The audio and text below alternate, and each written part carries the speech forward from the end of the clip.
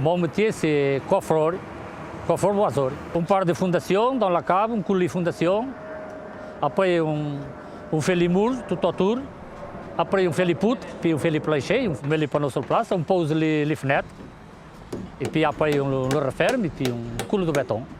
Et le lendemain matin, on l'ouvre et puis on l'emplace dans l'autre endroit. Donc, pour fabriquer, il y a des chantiers qu'on utilise un peu plus, il y a des autres un peu moins, ça dépend du chantier. Pour fabriquer, c'est un truc qui, par exemple, vous arrivez avec la pièce, vous le posez et ça finit, il n'y a pas le plus. Donc le coiffage, c'est pas pareil, parce que le coiffage, il faut faire d'abord le coiffage sur place et puis après couler le béton. C'est un peu plus de boulot. Moi, je préfère travailler avec les manches. Oui, moi, je trouve que c'est un bon métier. Pour celui-là qui aime être tout le temps dehors, moi, je trouve que c'est un bon métier.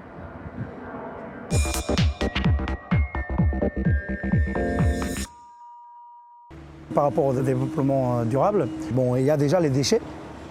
Tous les déchets, tous les produits comme par exemple l'huile de coffrage, tout ça. Pour l'écologie, l'électricité, on a mis en place des détecteurs de présence dans les cantonnements, dans tous les cantonnements. Dans les bâtiments, il faut un éclairage provisoire. Et on met des minuteries pour que ça se mette en route à une certaine heure. Et le soir, ça s'arrête à une certaine heure pour ne pas avoir de dépenses. La sécurité chez nous, c'est le point le plus important. Et on a une personne qui s'occupe que de ça. C'est bon, stop. Ça, c'est de l'ami-bois. C'est de l'ami-bois, c'est le coiffage qu'on utilise pour le plancher, pour coiffer le plancher. Et c'est en bois léger. C'est en bois léger et ça, en principe, c'est interdit de le couper, cette bois-là. Par exemple, aujourd'hui, ça sert ici, à lendemain, il va servir ailleurs, dans un autre chantier. C'est bien pour la planète et en même temps, c'est léger.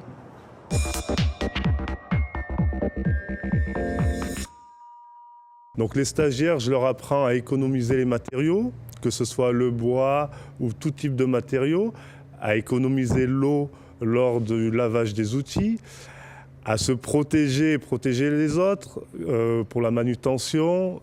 Coffreur-bancheur, contrairement aux a priori, c'est pas un métier pénible. C'est un métier qui est physique, mais qui n'est pas pénible. Avec une utilisation intelligente de la grue, des EPI, on finit la journée pas fatigué. Je leur montre qu'ils doivent être développement durable.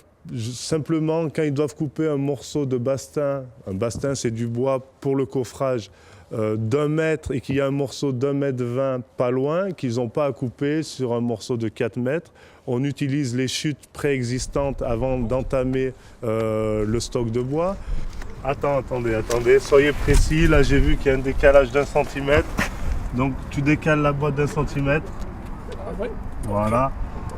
C'est important d'être précis au premier coup, c'est la qualité, on ne refait pas le mur, on ne pique pas, ça ne fait pas des déchets, c'est mieux pour la planète et pour nous aussi. Okay. Être acteur du développement durable pour un coffreur-bancheur, une coffreuse-bancheuse, c'est, pour la dimension environnementale, limiter les nuisances sonores en utilisant des éléments préfabriqués. C'est limiter la consommation d'eau lors du nettoyage de l'outillage.